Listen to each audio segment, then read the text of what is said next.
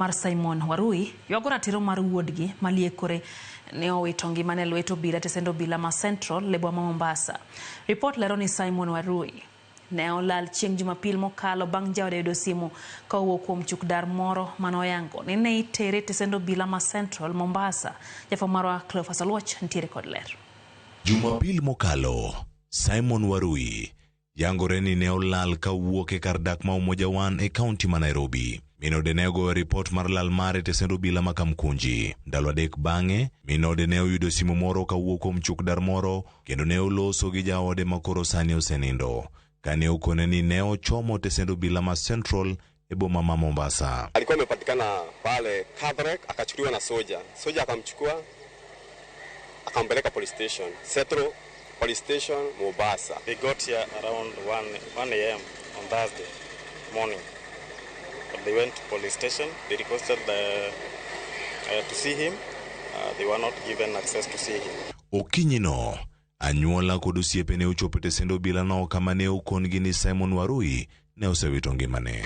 Hatuna ushuhuda ya kwamba hatujui, hakuna mtu anajua ama ni alijiua ama ni kuuliwa. Ento makelo penjo mathoth ahinya ka nonro tok baro ringre Simon yango ni ne owito ngimane kaluwore gi nok mar muya mar oxygen. Ka bende ne ohiny ng'ute. Lwetene kod lith lwetene bende ne oloko rangi kendo bedo rateng'. Ni kitu gani kilimpelekea yeye kuja Mombasa? Jambo la pili, yeye kuja Mombasa, kwa nini awekwe ndani ya cell? Aliwekwa polisi kwa makosa gani? Wao manake wanasema kuwa alijaribu kupanda ukuta, akaanguka akafariki. Kulingana na akili ya kibinadamu, hilo ni jambo ambalo haliingia akilini. Lakini hata kama alikuwa anapanda ukuta, wale polisi ambao walikuwa pale Central Police, those who were in charge, officers on duty, where were they? Penjo maduong' koro en ni, bende jo Kenya ni kod arita makare lweto obila ka tho mar Simon Warui biro mana dweche adek kende tok tho mar Albert Ojwang e tesendo obila ma Central e kaunti ma Nairobi. Cleophas Oluoch, Ramogi TV. Obila e kaunti ma Homa Bay omako achije ariyo ma itudo gi nek ma koch mar japuonjre ma jahigni 13 e gweng' mar Abuor ei Kamsama. Kar chung od bura ma Suba North e kaunti ma Homa Bay wuok tich mokalo. Jalup Commissioner Mambita Peter Mutiso oyango ni achije ariyo madongo ma itudo gi tim ma kochno osemaki kendo geng'ne gi tesendo obila Mambita ka rito chwalo gi e doho. Mutiso koni obila mago kwach kich ma ochung' ne timo nonro matute masani dhi nyime gi nonro e nek mar japuonjre no. Jatend bura ma kaunti ma Homa Bay Joyce Bensouda mano otimo limbe dala gi japuonjre no okwedo kit nek mano otimne ka koro jiwo obila mondo ne ni achije te omaki kendo oteri e doho. Mary Triza manjak grade mar 7 skul primary ma Kamsama no ondhi gi achije moko ka owuok e skul. Achijego no bambe ma ochunegi kendo holo ringre acid ka ringre no duogo kwany tich ariyo e gweng' Apaya. Achiel kuom suspect ma jonyuol onyisa mo confirm nani achiel kuom jatich mondike gweng' ka nosemaki nyoro godhiambo. Ariyo weche mag pim nyiso ni nyathi matin ni specimens no wuok adek mopogore manyiso ni nyathini no repi kata no terruok kode gi chuo adek. Nyathini no yud ka bade konchielo tur. Apenjo ni to nyathi matin ma jahiga 13 ang'o ma dimi chuo adek madongo kata ka gin matindo bamb nyathi machalo kama? Tang'o ma dichuni ni bang' bembo uchak utur bad nyathini? Tang'o ma dichuni nuchak ude nyathini gi tai? Wadwaro ni DCI otim tije mapiyo. Nek mosebede Kenya ka okwadwar weche mag nek mag tugo mag nyithi sikul. Tan migao mar arita Kipchumba Murkomen nokwayo kanisa mondo bedi ong'ala mambele e kedo gi lwenje mag kit chweche udi kanyakla kod kedo gi yedhe amero ji e kind nyithindo. Nowuoyo e kinde manoyore nyasi mar lamo Nairobi kama okwayo kanisa mondo konye lwenj kedo gi timbe maundu ma itimo ne nyithindo ma sani medre kor gwenge ma Thurka. Kinde mane oyore nyasi mar lamo e kanisa mar AIC Milimani e kaunti ma Nairobi, jatend migao mar arita Kipchumba Murkomen nojiwo kanise mondo chiw mise motegno ne nyithindo mondo mi olos kitgi gibed jogo ma timbegi oriere e kinde mabiro. And if we want to win our children, it is true what the Bible says. that teach a child, the ways of the Lord, and they will not forget. Murkomen okwo kanisa mondo nyuakie lwenj kedo gi yedhe ameroji e kind rawere kendo ger kuonde reso rawere ma yedhe go oseketho ngimagi kaka yor miyogi geno kendo. We have to really address this issue of drugs and alcohol abuse. It's a big threat to our nation. We have to reach out. We have to have rehabilitation centers. We have to deal with this issue. And it cannot be done by government alone. This is where the church can partner with us. Ose oganda ma osebedo katiyo marach gi nyithindo kendo timonegi timbe anja okakoro kwa kanisa mondo wuog oko motegno kwedo timbego kendo gikony e lwenje mag udi ma owacho ni medre pacho kae kamoko chwe chopo nyaka inek. And the people who do so are people in responsibility, purported to be pastors, to be chiefs, police officers, and teachers who take advantage of young people.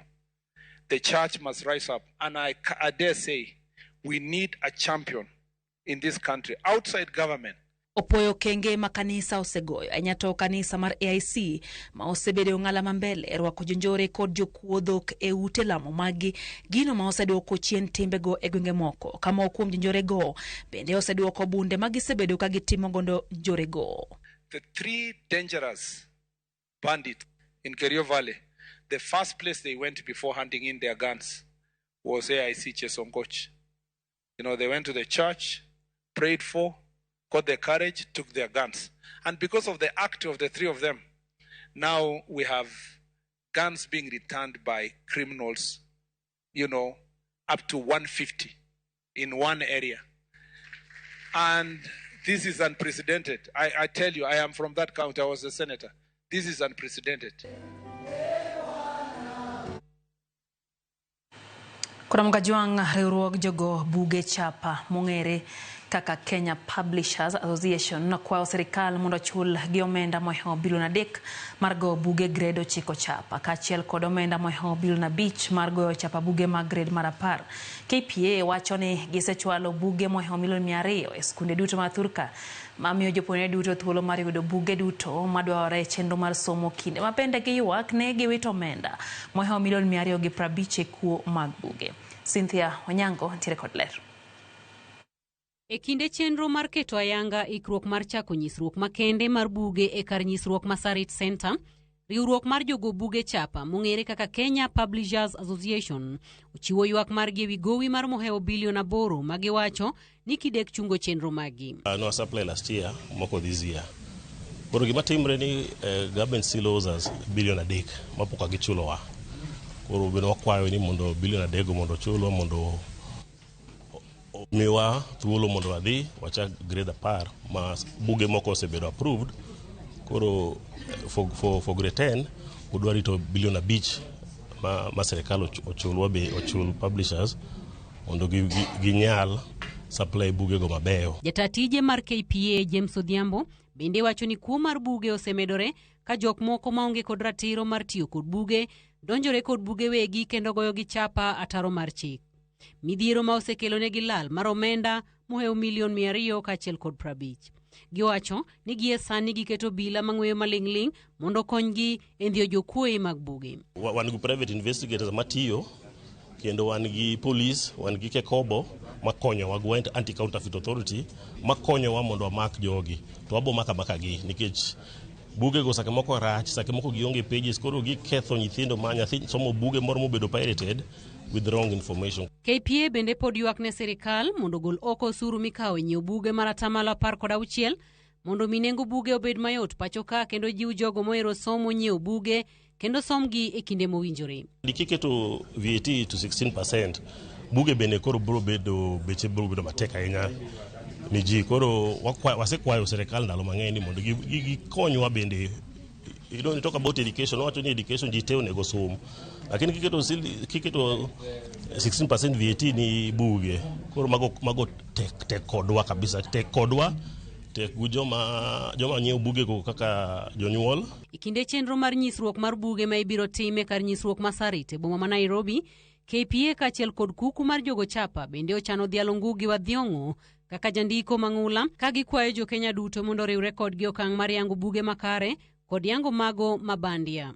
In recognition of his monumental contribution we, as the governing council of the Kenya Publishers Association, will posthumously induct him into the prestigious KPA Hall of Fame. Cynthia Onyango, Ramogi TV, Nairobi. Senta Masiaya Oburu Oginga oseomidhiero mokwako sekta mathiedhe kaunti no kendo manyocha omiyo chunge tich moko kuom jochiw thieth ma iwacho ni gin manondiki e tok chik. Oburu wacho ni odhi chwalo wachno e nyim od buch Senate mondo mi timne nonro mowinjore. Ka oyudgi jogi kosefwenygi to konego bed ni ka gin joma tiyo to ni gin joma riembe tich. Jogi gin joma onego ter nyaka e doho mapiny mayalgi mondo justice otim nikech jok ma nyocha to timnegi kamano. Jomoko kuomgi gin joma desperate mane moko awinjo ni nodhi hola pesa ni gidhi chiwo ga soya. Moko kanyocha winjo ni koro kara barupe manomigi ok adiera, to moko winjo ni mna ni osiptal, to moko be chal ka gima Nyasaye osemna omo modhi e polo. Mae ok en gima ber kendo en gima wich kuot. To onego bed ni counties mawa premier chiwo services ni jopiny to ok ne wayud yore ma bila giko mag hinyo jopiny kaka motimre nero. Mae en gima kaka senator abro temo tero malo kende Senate bende abro dhi keto wachni mondo jo Senate bende oluonge jo Siaya nikech an ng'ama jadala koro samoro ok anyal wache kaka onego bed ni yale maber. Kodong dala beach to duond bura mar ODM matimo welo mare motelo ne yiero ma adundo e kar chung od bura ma Ugunja kod mano ma Kasipul. Jochung koro kwayo duol matawo yiere duond bura no mondo mi obi otim ratiro e yo manthuolo kendo ma oyanga. Walter Nyambaga nigi lero. E kar chung od bura ma Kasipul maromo jochung abich koro biro pimore ngufu e manyo tiko mar ODM tich abich manyien. E chenro mar welo mochan bagi tarik 24 juma manyien. E kata kamano jochung ni kod ywak ne duol matawo yiero mar ODM. To onge kuo mora mar kura mar ODM madhi timore this time in this nomination. Wadwa make sure ni wachiero chama mobedo chama ma ka ng'ato nitiere gi gombe chama tiyiere gi jopiny to tiyo ne jopiny. Ni nitiere jotend party officials ma Kasipul to gi mar county to gi mar national mowuok oko mondo interfere gi nomination mar ODM.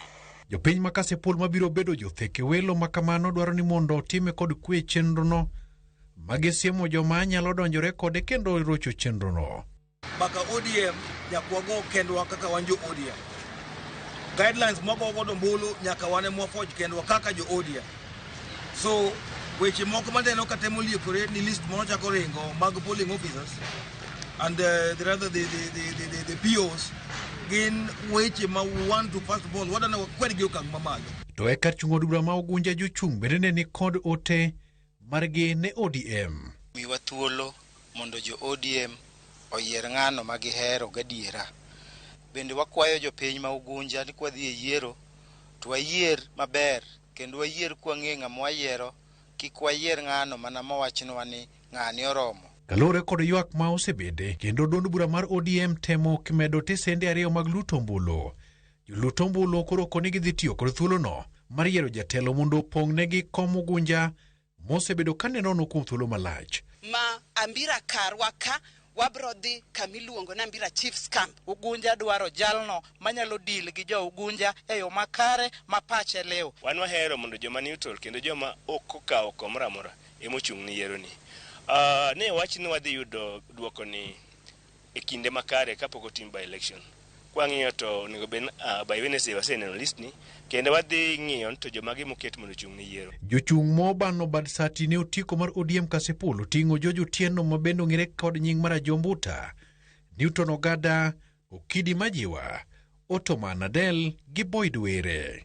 To Ugunja listi oywayo Midosa Fred Owino, Joseph Alur gi Moses Omondi mabiro mako amen mar manyo tiko tarik 26 juma manyien.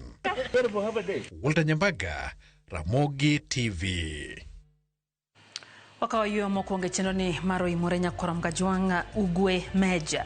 Wachoni Ramogi TV chopone Kisumu. Wachoni en gima lit ahinya ka ji adek mawigi omoko bambo kendo nego nyathi matin. Jogi onego sirikal one kaka timogi kendo kaber to buch nek owinjo bed ni duoko mano pacha Ugwe Meja ewi nek mar nyanno mano timne Timanjao Suba.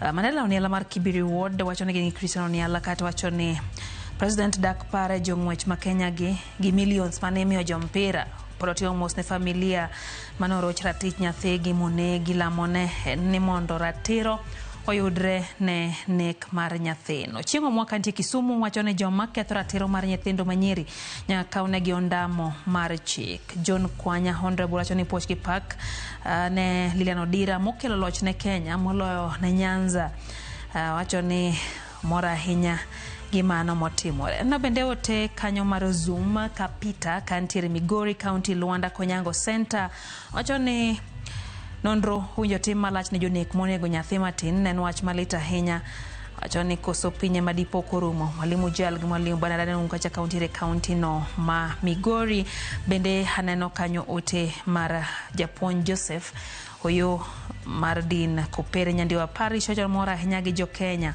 maya nie piem ma Japan kuom tingo nyi Kenya malo kendo wachoni wach nek makoro nego godo ji Kenya gi kata nyathi matin inego ajo Nyasaye makoro timie ono serikal okawe atua mar neno ni oyud ratiro.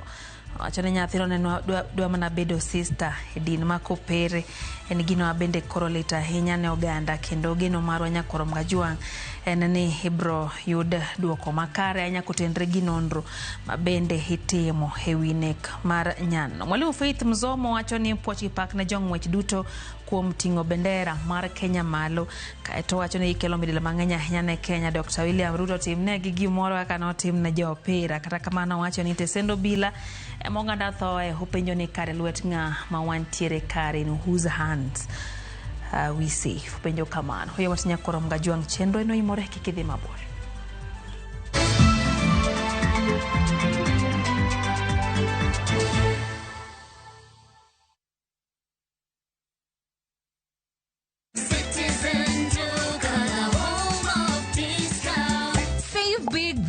With Citizen Duca. Get 3 liters of fresh fry cooking oil at just 916 shillings down from 1,007. Enjoy 500 grams of Prestige margarine for just 205 shillings down from 274. And don't miss the 1 kilo yellow beans at 265 shillings down from 298. Shop conveniently on citizenduca.com or on the View Sasa app and have everything delivered directly to you. Citizen Duca, the home of discounts. Citizen Duca, the home of discounts. The call of the wild, golden savannas stretching endlessly, and moments that feel like they were made just for you. This low season, the Masai Mara invites you to reconnect, to share laughter with friends on safari, to rediscover wonder with your partner under endless skies, or to find peace in the stillness of nature, all on your own. From only 24,500 shillings for 2 nights with van transport or 27,700 shillings by land cruiser, View Travel makes your Mara adventure affordable and unforgettable. Book today and enjoy the ease of Lipa Pole Pole. Visit viewtravel.com or call 0703 254 254. View Travel. Dream, explore, discover.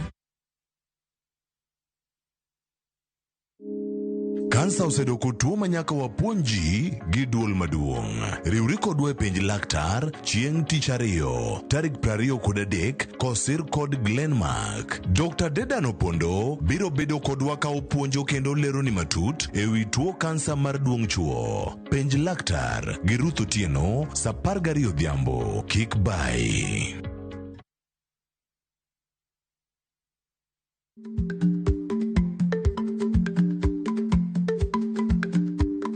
Osieko ni ng'eny nyar kawuono, matiende ni nitie ng'ato ma kata kama ne ok ogwele to osieko asieka, kendo kata ka oyudo ka ji chiemo to ok openji, odonjo adonja mana ka jakanyono.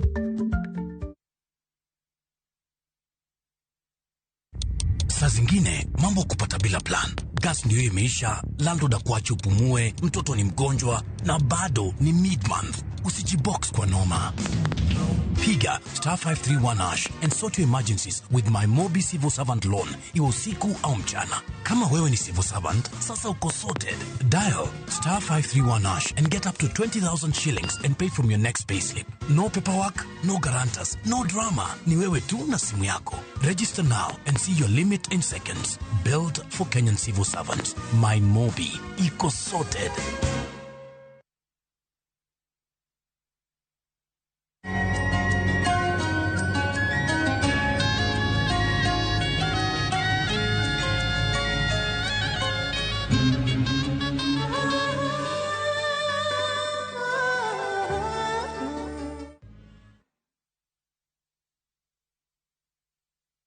Introducing Wigo, your trusted ride. The ride with the most reliable, verified, efficient and transparent drivers. With fabulous cashback incentives for passengers, each trip on Wigo feels like an upgrade. Download Wigo from Play Store or App Store or SMS Wigo to 20425 and ride with confidence. Wigo, let's go.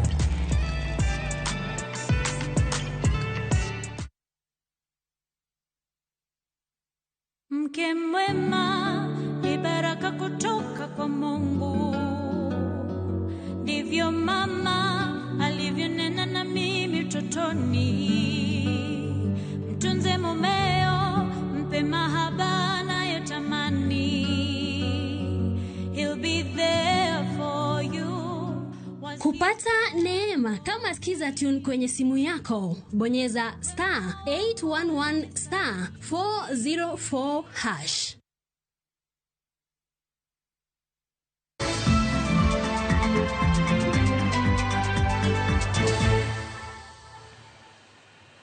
Machiegni kendo nyakoro mgajwang chenro eno imre wadhi mbele gi weche manyien. Kaunti ma Kisumu noriwore gi piny mangima e dhialo odiechieng' jiwo kwe nyasi ma obagi kar romo ma Jaramogi Oginga Odinga Sports Complex.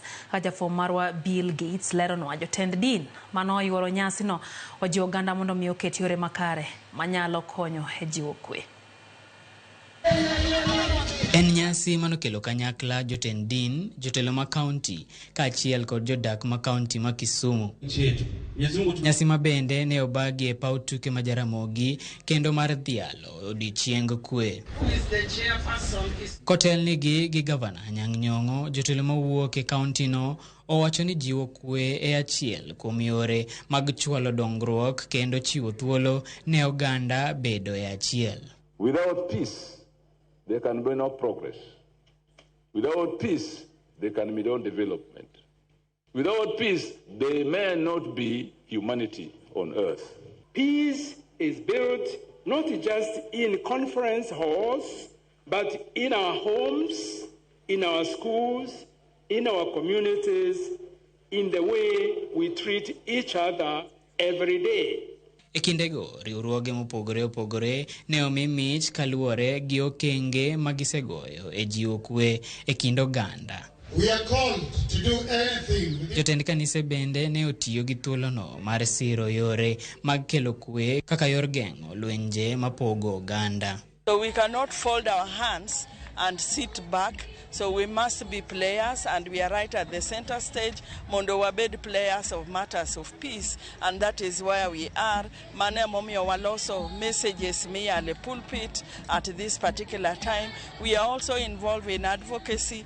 We are also involved in actually educating other religious leaders on matters peace and how to position ourselves even with all other stakeholders. Wasebedo bende kwa wuoyo kuom kwe mantiere udi ma samoro familia bedo go ka timbe mag njore be timore.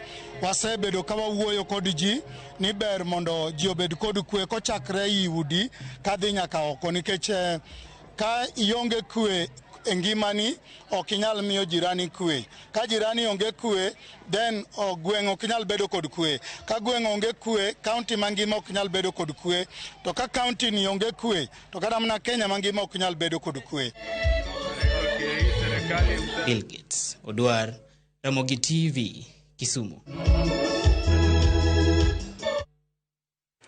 E kinde ma yiero magana ariyo prariyo kod abiriyo medo sudo machiegni, moko kuom jotend rawere pacho kae koro chako chenro mar jiwo rawere wetegi mondo wuog oko kendo kaw thuolo mag telo, nimar gin kod kwan mathoth manyalo kelo lokruok ma gidwaro. Kaluwore kod jaohala Victor Ongola, thoth rawere ma pacho ka thoro goyo koko ewi telo makare ma gidwaro to gionge opande ma en okumba mar kelo lokruok e telo ma pacho kae. Kuom mano, wajiwo rawere mondo mi obede ongala mambele e kelo lokruok e yiero mabiro ma ok gidewo hikgi. Nowacho magi kar chung'o od bura mandhiwa e kinde mano ochiwo ute moger gi riwruok mar Victor Ongola Foundation ne moko kuom mond liete kar chung'o od burano, ma moko kuomgi no oyudo udi manyien kendo ne ginyiso mor margi.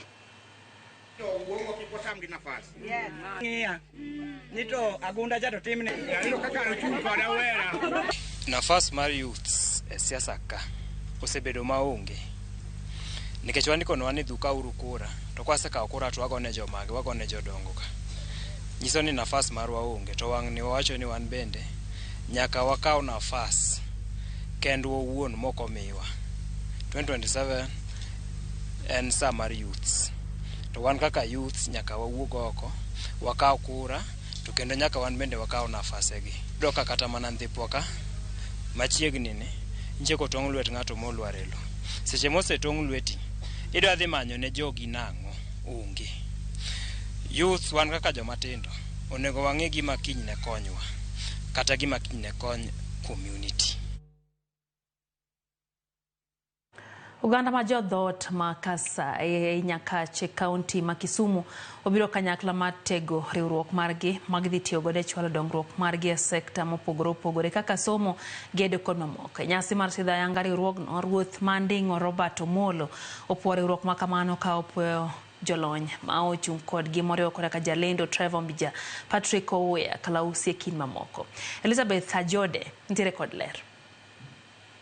Dwaro maduong' mar Jo-Kasai mar neno ni riwruok margi obet kod oboke koro ni nyonya golemo, kendo gipuoyo mano kaka yo madhi konyogi e wuotho kanyakla e loyo midhiero ma okwako alwora margi. Kane oloso e nyasi mar yango riwruok margi, Robert Omolo ma en Ruoth Manding'o olero ni dwaro maduong' mar keto kanyakla Jo-Kasai e riwruok duond Kasai en yor jiwo dongruok e sektas kaka somo e kind mamoko. Kaka oganda achiel, kaka owete, kaka nyuola, ito gine gik manade ma kwatimo kendo wariwe paro to nyalo chorowa mbele e weche mag dongruok, e weche mag somo, e weche mag wang'a yorewa, e weche mag sitima to kod gik mamoko ma affect ngimawa nyaka mag environment. Riwruog duond Kasai oyango ni oboke ma opodho riwruok margi koro omiyo gi teko mar somo dongruok kod tudruok gi migepe mag sirkal, riwruoge ma ok mag sirkal e kind mamoko. Wachako wuodheni wabiro dwaro mondo departments te mag sirkal watudrego kochakore county nyaka national government, non-governmental organizations, NGOs. Waikore mar tiyo gi NGOs mondo wakel maendeleo. Agenda wa maduong' en loko kit ngimawa, kelo dongruok kod loko ngima jogo moko nyalo. Okay, Kasai kende to ne Nyakach duto kod piny mzima. Jotelo mamoko e riwruogno okwayo Jo-Kasai mondo omed bedo kod hera, gino mabiro konyo medo dongruok e kanyaklano. Thuolo ni we are united kendo pod wamedo kwa Kasai mamoko ni wamak lweto mondo wabed kaka oganda achiel. Agombo mine te mondo bi odonje riwruok mose register agoyo negi miero kamano. Mapoko register wagombo ni mondo gidhi. Elizabeth Ajode, Ramogi TV. Kwa mbele ni jogo mantiere kod ng'ol koro dwaro mondo mi sirkal ochun kembe ni nyaka kete tim pend chik ma jiwo neno ni ji mantiere kod ng'ol bende ondiki lew mag tich. Kopogre kod ma bende moko kuom jopuonje mag skunde ma puonjo jopuonjre mantiere kod ng'ol ywak ni chik mar somo okete tim manyate wi kaka ichwalo omenda mar somo. Judith Omondi nitiere kod ler. Nyairi cha Special School, achiel kuom skunde mag piny owacho mayudore e kaunti ma Nyamira, skunde makinde mathoth paro ok bi ka bende yudo somo kendo ikedo ne ratichgi mana kaka ikedo ne skunde mamoko mag piny owacho. Gedo gi oko nenore maler kendo kata mana gi iye kombe bet nenore ni nitie rang'iny maber ka ipimo kod skunde mamoko mag piny owacho. Kata kamano nitie ma opondo ma ok ding'e mana ka opimni. Japuonj maduong' mar skundni nenore japuonj man kod ler kod geno mar telo ne jopuonjre mahao 200 manie kar tiegruok ni. Kata kamano, omenda mar somo pod en chandruok magikale, ahinya to kaluwore ni thoth jopuonjre gi donjo e skul ka hikgi ng'eny kendo kalo lai mar jopuonjre ma owinjo yud sir mar somo kowuok kuom piny owacho. The capitation sometimes delays. And you know these learners, once you have opened school, they must report in large numbers. Reason, they know that at school is where they get food. We have learners who are aged, but in the name is they capture learners to a specific age, which makes it difficult to capture these learners who are aged. Nyaka ne telo mar Kenya Kwanza donji e telo, jopuonj ma osendiki hawa 100,000. Kata kamano, ler pod ok owuokie e kwan mar jopuonje ma itero e skunde mag piny owacho man kod jopuonjre man gi ng'ol ma opogore opogore. Like 7 teachers in a school which is having 131 learners. These learners, like the autism class, we are supposed to have a teacher one-on-one with a learner. But apparently we only have one teacher in autism class. They need equipment. Nikech ing'eni nyithindo gi mondo mi wach ni segero ni school, that is not enough. Gidwaro assistive devices manyalo konyo gi, maybe gik moko kaka wheelchairs, gidwaro brails, gidwaro so many things. E pend chik manyien mar jogo man kod ng'ol ma jatend piny William Ruto nyicha ochuo wiye ko kedo mar 5 higani, nitie dwaro mondo mi kambi ka kambi mamiyo ji tije owinjo mi ji man kod ng'ol thuolo mar 5%. Bende oyango ni onge jal man gi ng'ol ma owinjo tuon somo e rang'iny moro amora. Pend chikno bende olero malong'o kaka owinjo ber gedo e yore duto mondo mi jogi oyud tich mayot. Thoth chike mag ywak ni pok oketi e tim nyaka kawuono. Kae makoro nego bed ni wateme matek mondo mi nyithindo gi kwaseng'e ni sirkal osetimo manyalo to ensure ni nitiere inclusivity mag nyithindwa gi, to koro bed a responsibility mar a caregiver, obed janyuol, obed guardian, mondo mi wane ni nyithindwa gi duto te watero gi enroll gi e schools ma relevant gi their unique needs. Ka koro bende gidwaro mondo mi piny owacho orid chike, ahinya to mar neno ni 5% mar ji ma indiko gin ji man kod ng'ol ma opogore opogore. Kambi ka kambi onego ndik percentage 5 kuom 100 mar walemavu samora mora ma gindiko. Shida mayande wan go ni ji matin manosomo. To sani indi yudo ka walemavu go be sani koro satemo somo. Dwarore ni mondo sirkal otem matek mondo neni kembe ka kembe timo enforcement. Chike gi ne osechuo wiye kogno, kendo koro duol ma ochung' ne kedo ne ratiro mag ji man gi ng'ol loso kaka ibiro lugi kata ketgi e tim. Judith Omondi, Ramogi TV. Johando tende kod ba dwaro mondo mi piny owacho mamalo kod mano mar counties oketnegi lwasi maber matimo ohala. Giywago omenda mamalo mag lesen rem matend county echo kod taka seche mowinjore. Johala go kutane kod Alfred Mudezi wacho ni ne gisechwalo ywak gi ne tend county ya Migori kendo gigeno yudo lokruok.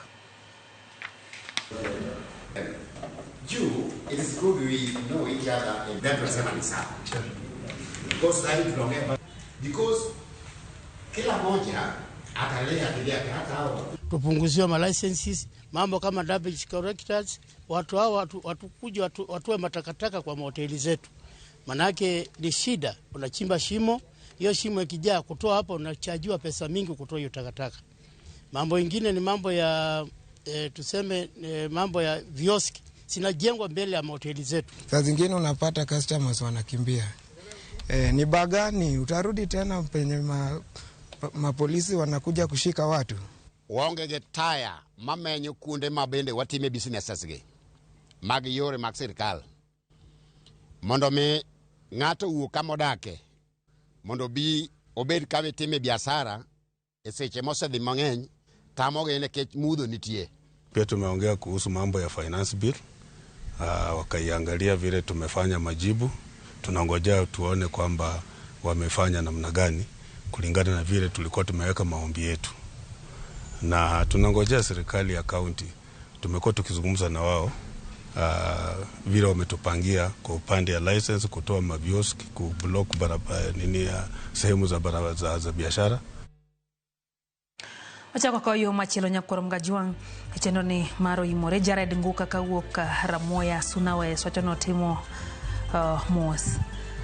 timo mos ne jogo motimo tim mar nekno unjo gin bende negi mano pache duogo wach mar nek ne jomoneko. Felix Katieno majawendo wachoni entiere kodwa kata mano goyo mos ne japuonjre mano owito ngimane familia no japuonjre mar owito ngimane kaunti no ma Homa Bay nano guda ka Yesu bende kantiere Migori homora ahinya gi Lilian Odira ma no nyara Migori gi mo wachoni no tingo wi Kenya ma login kanyo e gweng' ma Makalda gweng' mar Obatala gin kanyo gibeti nyar Kanyangasi Ukaiza Chieng nyar Magawa Emmanuel Yan Maya Doti Phil Angel gidhuro kacha ginadhi agigweth gimora ahinya gi Ramogi TV beno kanyo ote mano mo or kae gi Tukjowi Hilary Jabuya mawuod Tukjowi North Kamagambo owacho ni entiere kodwa e chenro kachiel kod Minlin weche gi matimore pacho Nyakorom Gajwang hema medo mako dho oganda jo Kenya nyama mogo magnik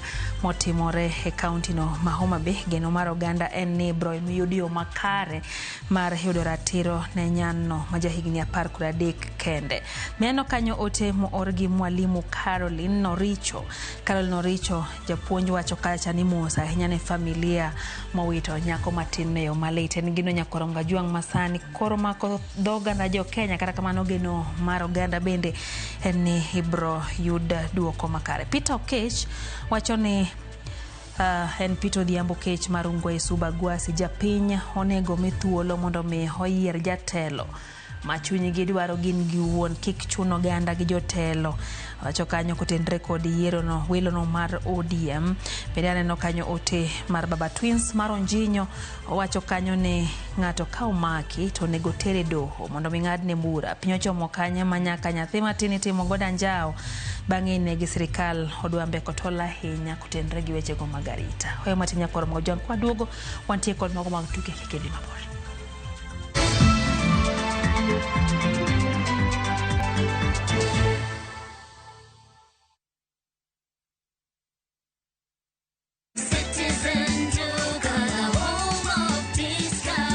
Looking for unbeatable deals? Citizen Duka has you covered. Get 1.5 Jik regular bleach at 745 shillings down from 798 shillings. 800 grams bar soap at 205 shillings down from 230. And 200 grams toss at 79 shillings down from 105 shillings. Shop conveniently on citizenduka.com or on the View Sasa app and have everything delivered directly to you. Citizen Duka, the home of discounts. Citizen Duka, the home of discounts.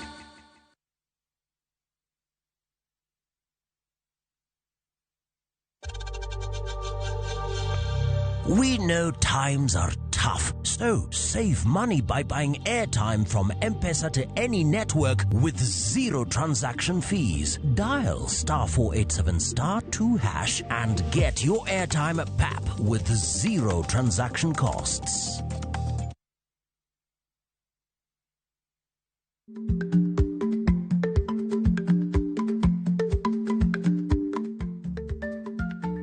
Timni e nyingi, matiende ni gima itimo ema biro loso nyingi, ka timni rach to nyingi ema kethore.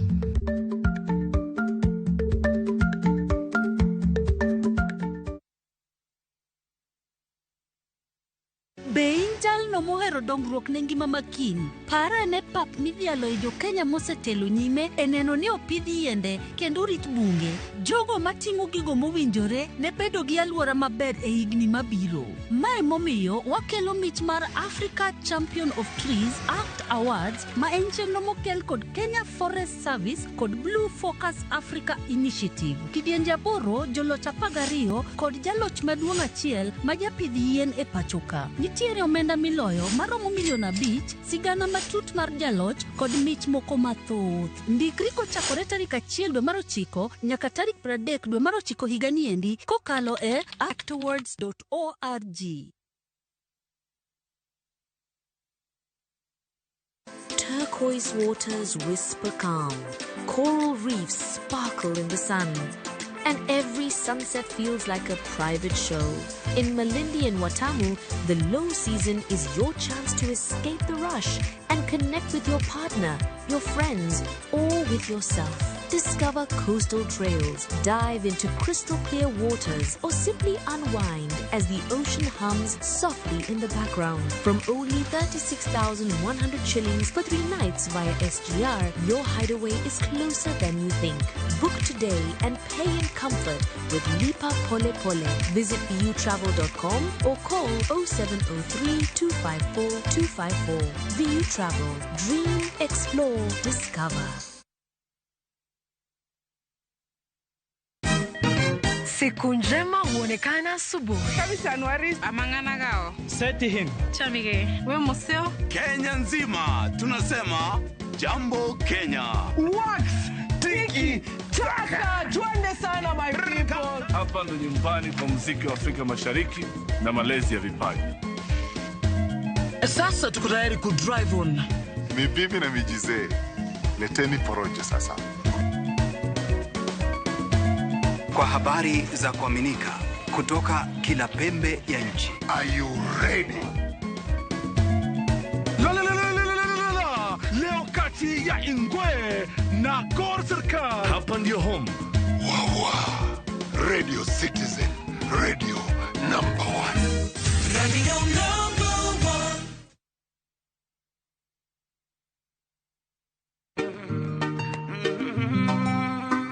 Binti kicha mwingi wa bala, asijua kiza wala taa. Binti kicha mwingi wa bala, kulala riziki yake. Kupata Maria kama skiza tune kwenye simu yako, bonyeza *811 *415#.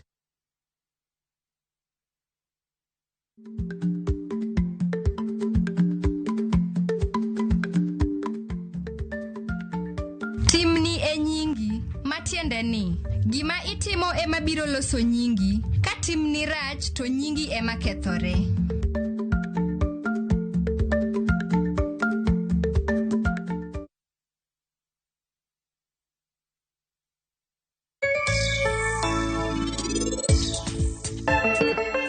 Penj laktar kokalo Ramogi TV kawa wacho ni ngima en mwandu. Nyinge Ruth Otieno. Kawuono ni initimo richo maduong' nikech ne miwa pare ni to wuok e odni. Kawuono ni inikalo kiew.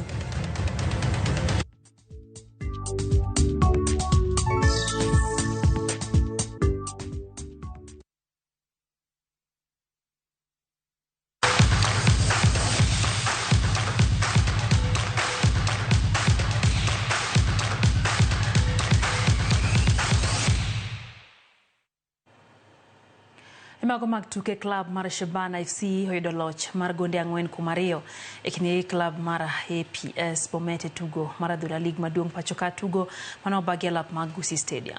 Lap Moi Stadium Kasarani club mar Gor Mahia nyim johera magi no logo la chiel kuom nono club mar Bidco United. Jatugo Newton Ochieng no logo no makere kokale opicha choma e dakika mar 89. Club mar Ulinzi Stars kuma chielo no lo club mar Murang'a Seal gola chiel kuom nono tugo mano bagi lap Murang'a